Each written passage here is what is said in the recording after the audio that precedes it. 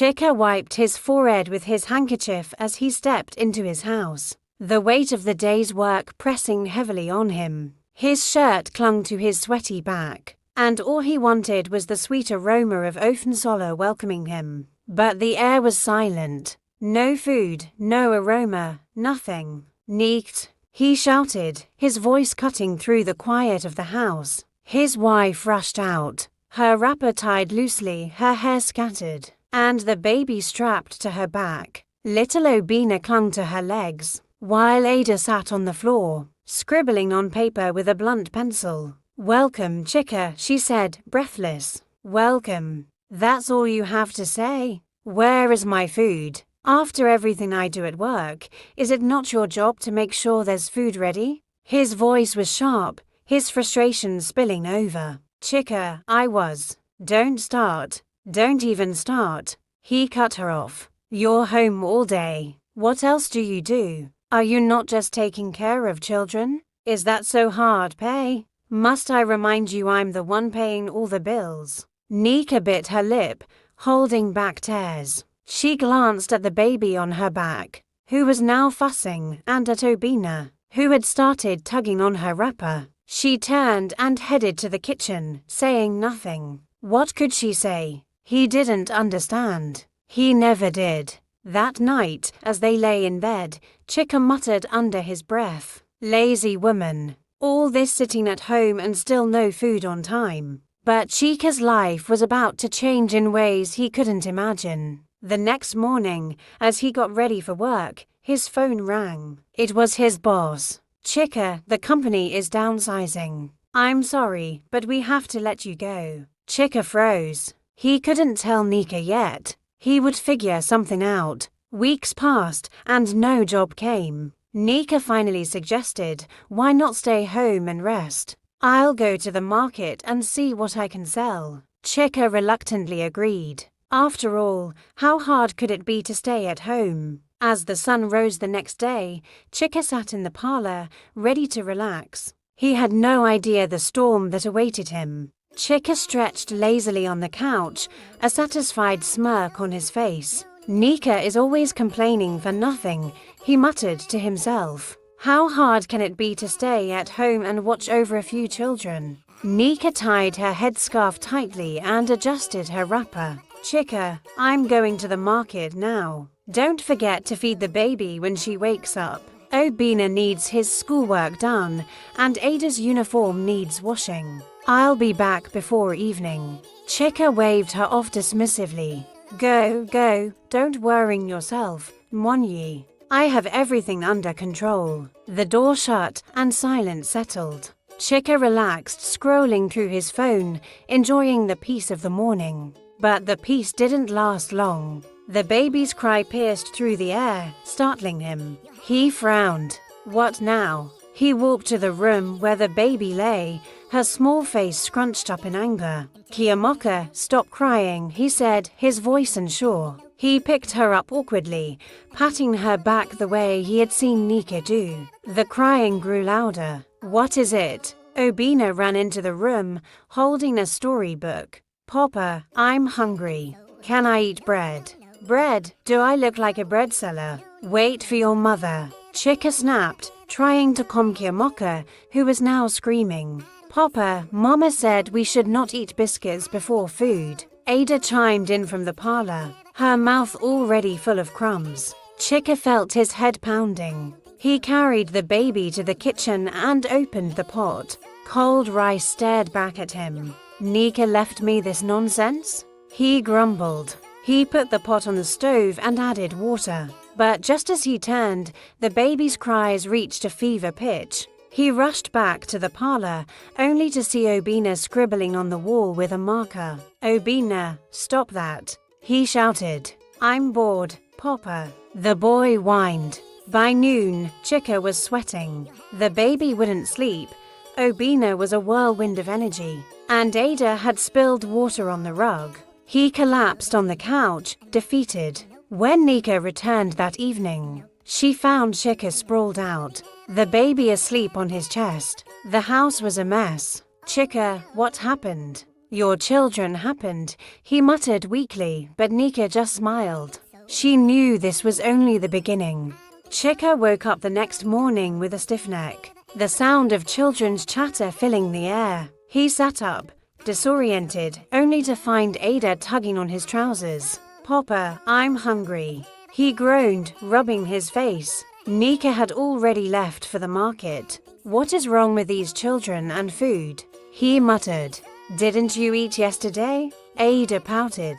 "But I'm hungry now." Chika dragged himself to the kitchen. He glanced at the empty pot and sighed. "Okay, let me cook Indomie," he said, trying to sound cheerful. The moment he turned on the stove, Kiyomoka started wailing. Obina ran into the kitchen with a toy car, yelling, "Papa, my car is broken." "Not now, Obina." Chika barked, struggling to hold the baby and stir the pot at the same time. The noodles boiled over, hissing on the stove. Chika cursed under his breath as he grabbed a rag to clean up the mess. "Papa, the food is burning," Ada shouted, pointing at the pot. Chika quickly turned off the stove, but the noodles were already soggy and sticky. He served the children anyway, forcing a smile as they made faces at the meal. By mid-morning, things had escalated. Ada and Obina were fighting over a crayon box. "Papa, she took the red one,"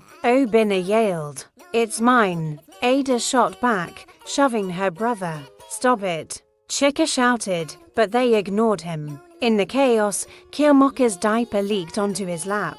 Chika's head pounded. "Nneka makes this look so easy," he muttered. Later, while attempting to bathe Kiyomoka, she slipped out of his grip and peed on him. As he cleaned himself up, Ada and Obina sneaked into the kitchen and spilled flour everywhere, while pretending to bake. When Nneka returned in the evening, Chika was sitting in the middle of the chaos, his face blank. "Welcome, Nneka," he said weakly. "Your children are possessed." Nneka chuckled, tying her wrapper. "How was your day?" Chika opened his mouth to respond but stopped. He didn't want to admit defeat yet. He still believed he could handle it. But deep down, the cracks were beginning to show. Chika woke up the next morning determined. He couldn't let the house defeat him. "Today will be different," he told himself. "I just need to plan better." By the time Nneka left for the market, he had already written a to-do list: bathe the children, clean the house, cook lunch, and get the baby to nap. Simple, he said with a nod. But as soon as he started, chaos followed. He carried Kiyomoka to the bathroom for her bath. But the moment the water touched her, she screamed like a siren. "Neeked!" Chika shouted instinctively, forgetting she wasn't home. He struggled to hold the slippery, crying baby while she kicked and splashed water everywhere. By the time he finished, he was drenched. He changed into dry clothes, only to hear a loud crash from the kitchen. He ran in to find Obina and Ada surrounded by broken plates. "What is this?" Chika shouted, his voice rising. "We were trying to help you wash plates," Obina explained, tears in his eyes. Chika gritted his teeth. "Both of you, out now." He spent the next 30 minutes cleaning up the mess, only to realize that Kiyomoka had crawled into the parlor and torn apart some important documents he'd left on the table.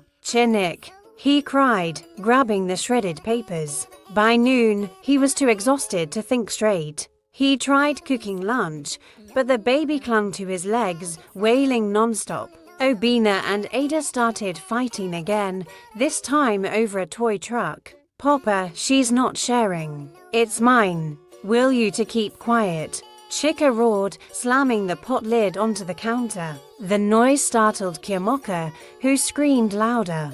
When Nneka returned that evening, the house was in shambles. Chika sat in the middle of the chaos, staring blankly at the wall. The baby was asleep on his chest, and Ada and Obina were scribbling on the floor with crayons. "Nneka, I give up," he said weakly. "I don't know how you do it." Nneka raised an eyebrow. "Do what?" All of this. "I thought staying home was easy, but it's not. I can't do this every day." Nneka smiled softly, placing her hand on his shoulder. Now you understand. Chika sighed, his pride cracking. I understand now. I really do. But the lesson wasn't over yet. Nneka had one more test in store for him. Chika woke up with a new resolve. He knew he had failed the past few days, but today, he wanted to prove himself at least a little. He had finally begun to understand the weight of what Nneka dealt with daily. As soon as Nneka left for the market, Chika got to work. He bathed Kyamoka, managing to keep her calm with a bottle of warm water. He set Ada and Obina up with coloring books and snacks, keeping them occupied while he tackled the kitchen. For the first time, things seemed to be going well. He cooked rice and stew, cleaned the parlor, and even got the baby to nap. As he sat down to catch his breath, he smiled proudly. Maybe I'm getting the hang of this. But his relief was short-lived. A knock came at the door. It was their neighbor, Mama Ifinyi. Chika, have you seen my goat? It wandered into your compound earlier. No, Mama Ifinyi, Chika said, stepping outside to help her look. But while he was outside, Obina and Ada decided to help with lunch. By the time Chika came back, they had spilled stew all over the floor. Papa, we wanted to serve ourselves, Obina said, holding a spoon bigger than his head. Chika froze, his hands on his head. This house is cursed, he muttered. Nneka returned that evening to find Chika slumped on the couch, the house a mixture of order and chaos. She took one look at him and burst into laughter. Chika, what happened? He shook his head. Nneka, I'm sorry. I've been blind. You do so much, and I've never appreciated it. I thought it was easy, but it's not. It's the hardest job in the world. Nneka sat beside him, smiling softly. I never wanted you to suffer, Chika. I just wanted you to understand. From that day, Chika changed. He began helping more, whether it was bathing the baby or cleaning up after the children. He also stopped complaining about late dinners or untidy rooms. He had learned the hard way that being a homemaker was no small feat, and his newfound respect for Nneka strengthened their bond in ways he never imagined.